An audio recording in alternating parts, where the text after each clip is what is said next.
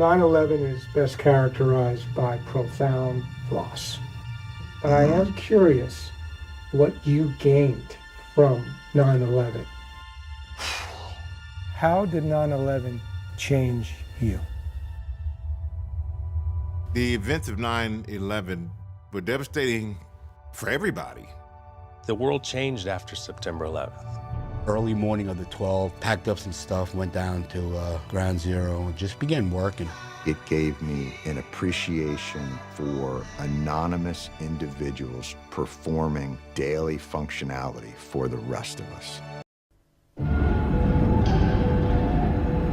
Pictures so real, you won't believe your eyes.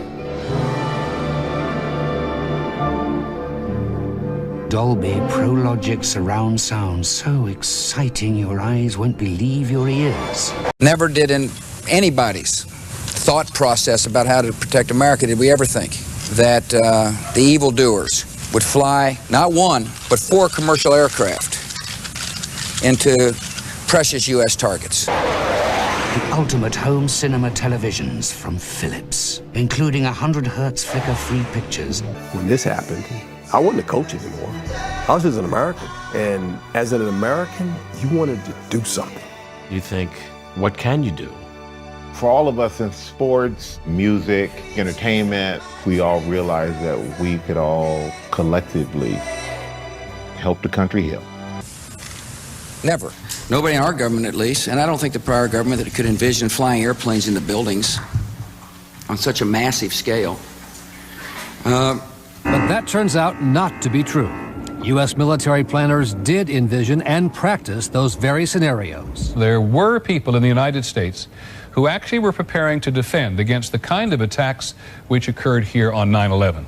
The North American Aerospace Defense Command, NORAD for short, has been defending the skies over the U.S. and Canada for almost 50 years, 46 to be precise. USA Today reports that in the 2 years before the attacks on September the 11th, NORAD conducted exercises using hijacked airliners as weapons. And widescreens. Philips, let's make things better.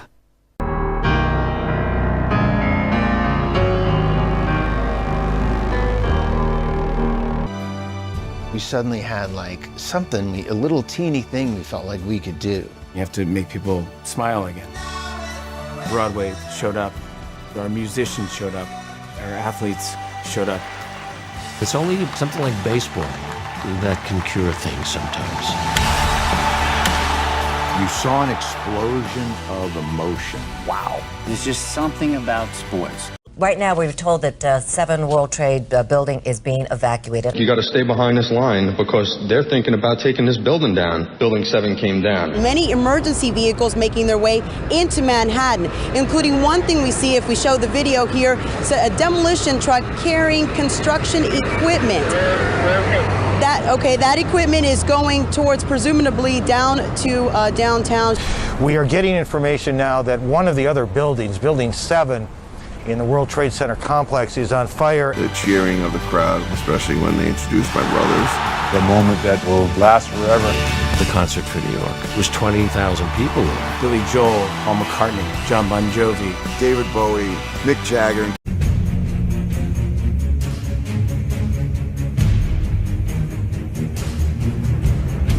Of course, our focus is on the science of what happened. We want to know, how did 400 structural steel connections give way every second during the 7-second free-fall collapse of World Trade Center 7? I'm an architect of 20 years, a member of the American Institute of Architects, and have been studying steel-framed, fireproof buildings for about that long. Fires in high-rises have never brought down a steel-frame high-rise building at all, ever. In the case of Building 7, it collapses straight down into its own footprint at free fall speed in the first 100 feet.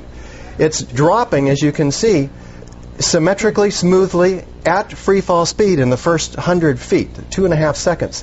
This is uncanny. There's 40,000 tons of structural steel designed to resist this collapse. World Trade Center 7 collapsed because of fires fueled by office furnishings. It did not collapse from explosives or from fuel oil fires. President Bush was quick to use 9/11 to build up his image. At the same time, he is refusing to cooperate fully with the commission investigating the attacks on America. The co-chair of the 9/11 Commission itself admits to us that the process he headed up was seriously flawed. So there are all kinds of reasons. We thought we were set up to fail. We got started late. We had a very short time frame. Indeed, we had to get it extended. We did not have enough money. They were afraid we were going to hang somebody, that we would point the finger. The commission in many ways was set up to fail because we had not enough money.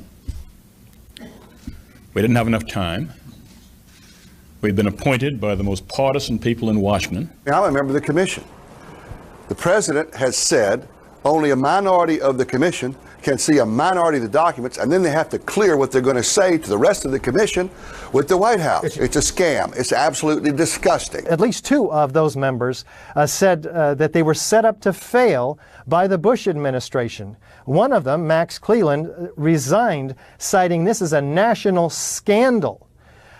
This is pretty extraordinary evidence. In fact, the attorney for the 9/11 Commission, John Farmer, cited that there was a decision at some point not to tell the American people the truth.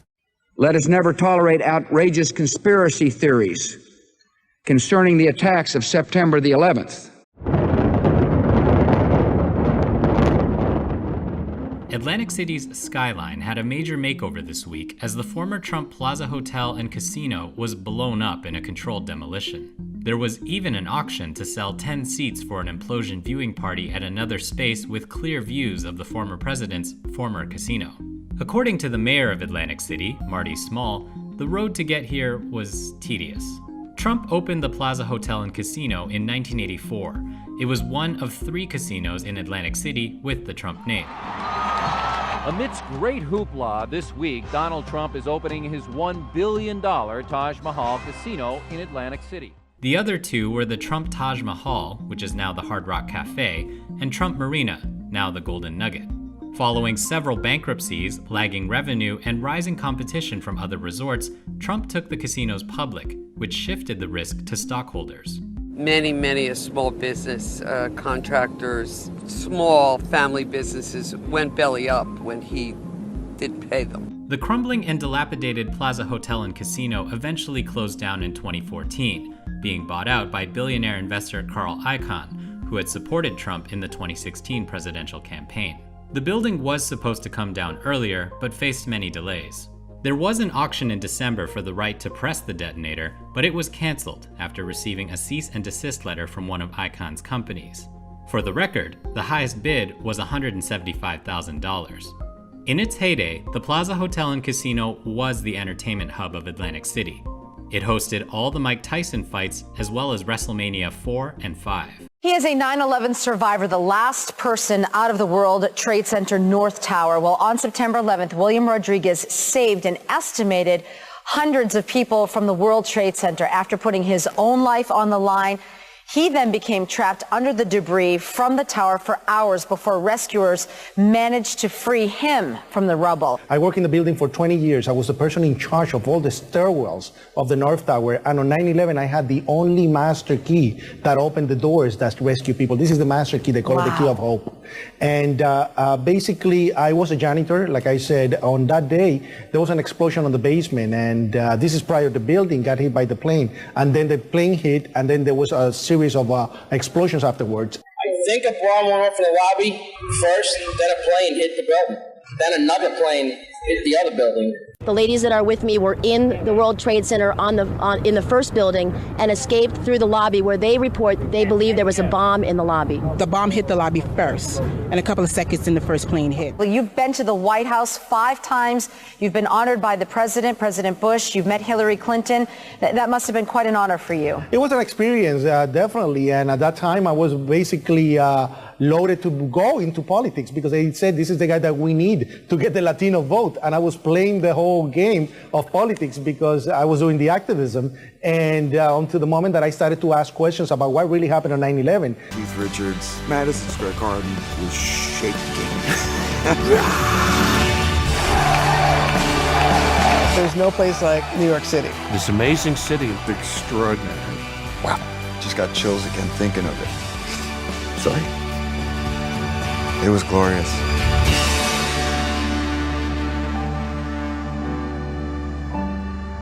This is season 11.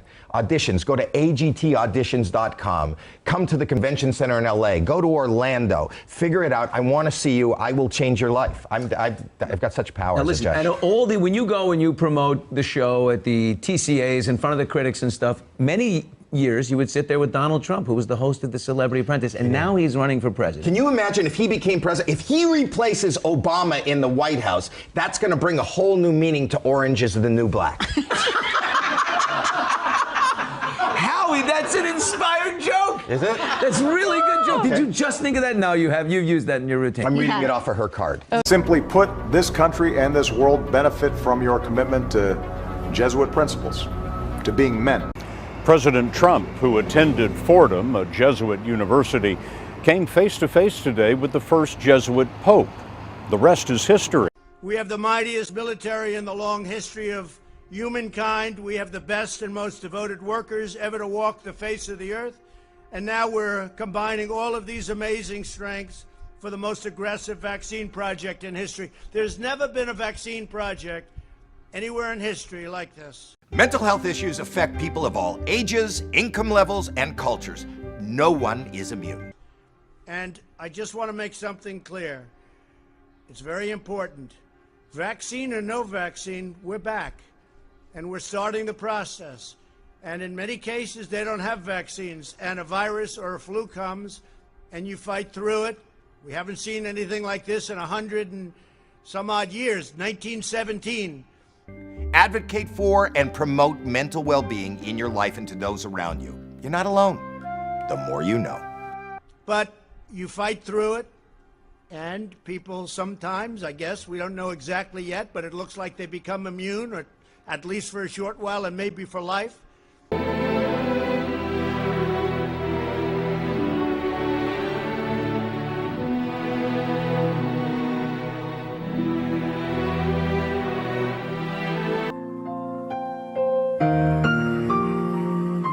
It's bigger than any of us. So it's very hard even now, still a year later, to kind of put it in any kind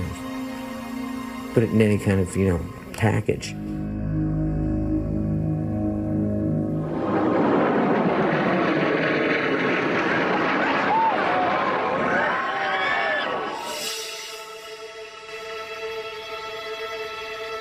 And there's more explosions right now. Hold on, people running up the street. It was unbelievable seeing this second jet come crashing into the second tower. What is going on? When I saw the second plane hit live on the news on CNN, and when it hit live, in a second I knew we were being attacked. Our country was under attack. It did not look real, even. It just didn't look real. One of those twin towers vanished, disappeared into the streets below. I just want to let you know I love you, and I'm sick of this building in New York. Cell phone conversations between people trapped in the World Trade Centers to their loved ones at home, leaving just heart-wrenching messages to their children, to their families. I love you, I love you. I don't know if I'm going to be okay here. I love you so much. Everybody has their own experience, but I don't think that I could even begin to understand what it meant to those families of people in the building and on the planes and the firefighters and the police officers and the emergency workers and all the people and sacrifices they made. None of us have ever experienced anything like this before, and God willing, we never will again.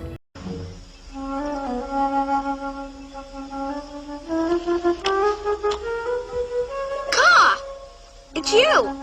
Yes, man cub. So nice to see you again.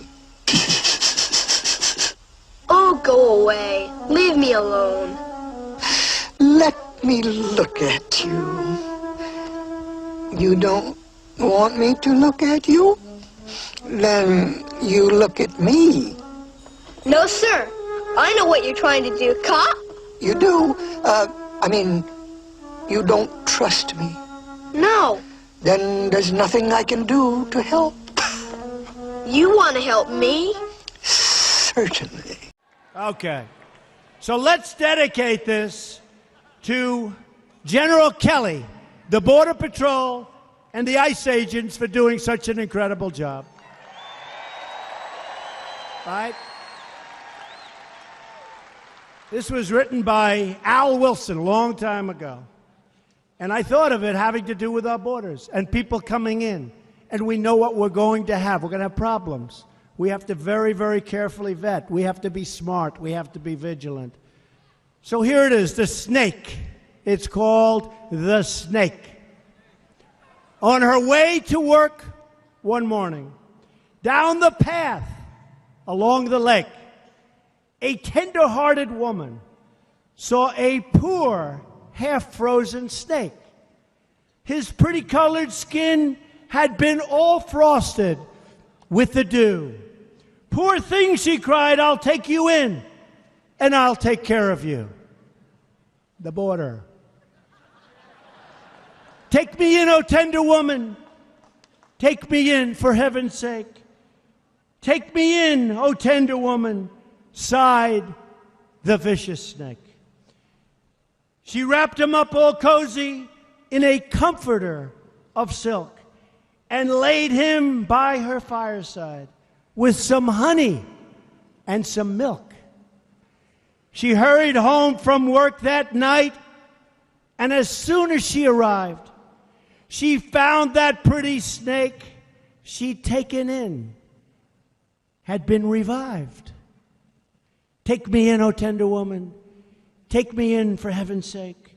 Take me in, O tender woman," sighed that vicious snake.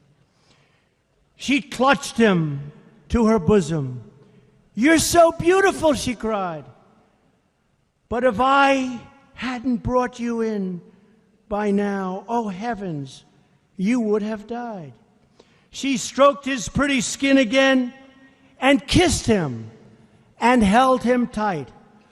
But instead of saying thank you, that snake gave her a vicious bite. "Take me in, O tender woman. Take me in, for heaven's sake. Take me in, O tender woman," sighed the vicious snake. "I have saved you," cried the woman, "and you've bitten me, heavens, why? You know your bite is poisonous, and now I'm going to die." "Oh, shut up, silly woman," said the reptile with a grin. "You knew damn well I was a snake before you took me in."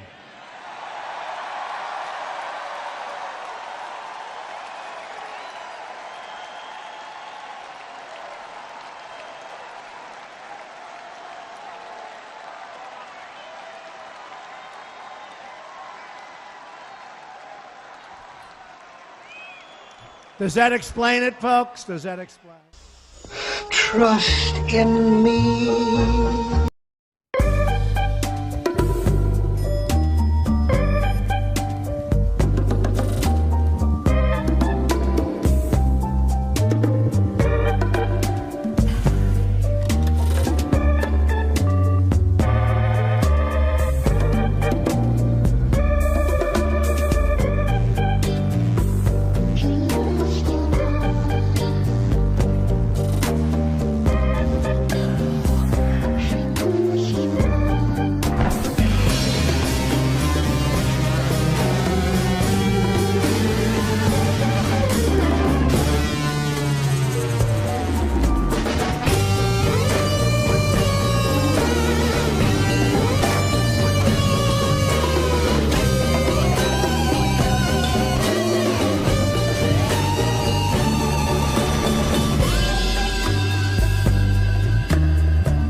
fire came down from God out of heaven and devoured them. And the devil that deceived them was cast into the lake of fire and brimstone, where the beast and the false prophet are, and shall be tormented day and night forever and ever.